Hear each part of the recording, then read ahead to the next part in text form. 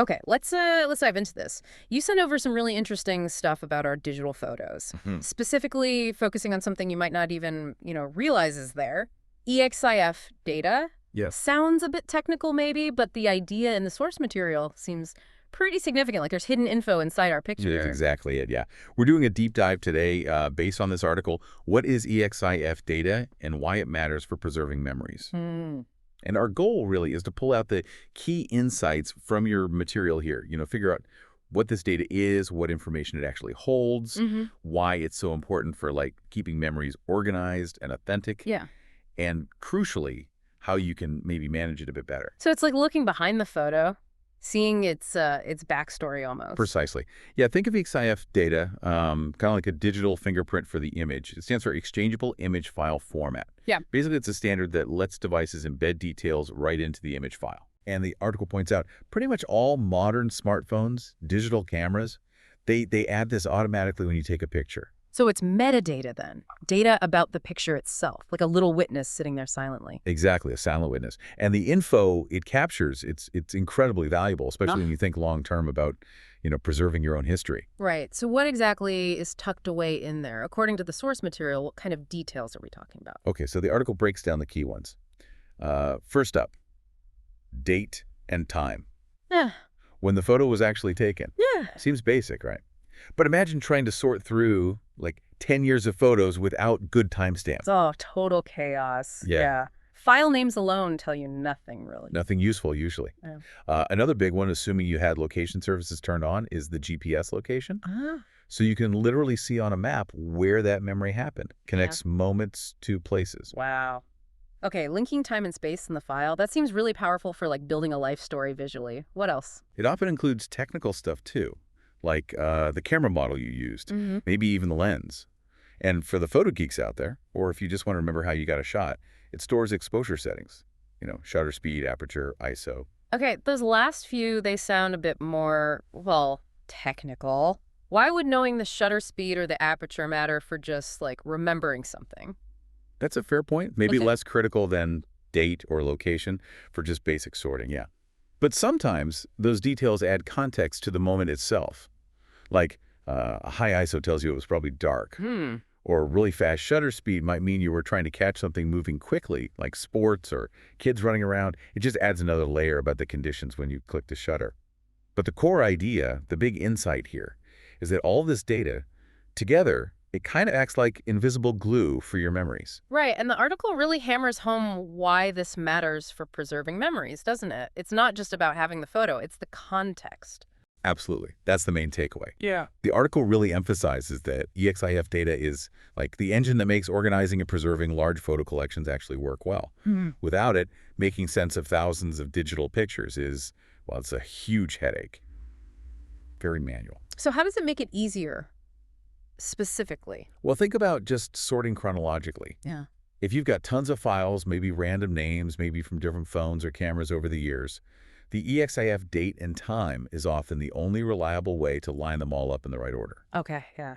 And the article mentions how that immediately starts building that, timeline, that story of your life. That alone is incredibly useful. And the location data you mentioned before. Right. That lets you group pictures by place. So you can instantly find all the photos from, say, that trip to Italy or from your old hometown. It helps build those timelines by location, too. So the insight is really that this data turns what could be a jumbled mess of images Yeah. into a dynamic, searchable, historically accurate archive. Okay, but what if that perfect digital fingerprint is, smudged or just missing entirely?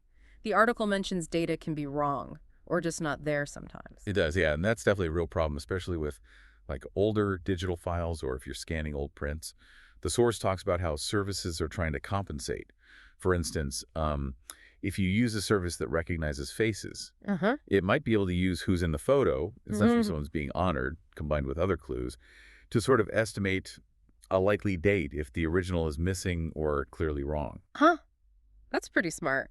Using other clues to fill the gaps. What about fixing location problems? Yeah, the article also highlights tools that let you do bulk edits. Hmm. So say you imported a whole batch of photos from an old trip and none of them have location tags. Often you can just select them all and add the correct city or country to like 100 photos at once. Oh, that's a lifesaver. Yeah, it saves hours of clicking. It's about kind of improving that historical record when it's incomplete. Okay, so you can potentially fix things later, but ideally you want to keep the data safe from the get-go. What tips does the source give for, preserving this hidden info? Right. Good point. The article gives some really practical advice there. First, be careful about the apps you use. Some apps, especially maybe some social media ones or certain photo editors, they strip out all that metadata when you export or save the picture. Ah. So if keeping the original context matters to you, you need to be aware of which apps might be doing that. So how you handle the file after taking it is really important. Absolutely. And another big one the article mentions, Mm-hmm. try not to just take screenshots of photos you want to keep properly. Oh, yeah. Where's that? Because a screenshot is a brand new image file of your screen. It doesn't copy the original photo's EXIF data. You lose all that context. Ah, gotcha. I bet loads of people do that without realizing. Very common. So always try to use the original file itself. And finally, the article suggests being a bit cautious when you heavily compress or resize photos, maybe for sharing online. Depending on the software and the settings you use, that process can sometimes mess with or even remove the embedded data. Okay, that makes sense. But what if you do have, say, a bunch of old scanned photos or pictures from really early digital cameras or things people shared with you where you know the data is wrong or missing? Can you actually add it or edit it yourself? Yes, that's the good news. It's definitely possible. The source confirms you can view it, you can edit it, you can add missing EXIF data, which is, like you said, essential for those scanned photos or files from old devices or maybe imports that got the timestamp all wrong. It lets you give those older memories their proper place in history. And the article actually points to some tools people can use for this. It does, yeah.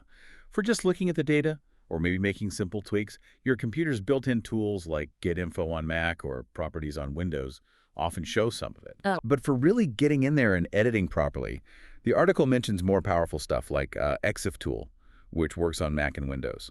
And for your phone, it suggests apps like Photo Investigator on iOS, or things like EXIF Pilot or Photo EXIF Editor on Android. Right. These tools basically let you see that full digital fingerprint and, make corrections or add info where it's needed.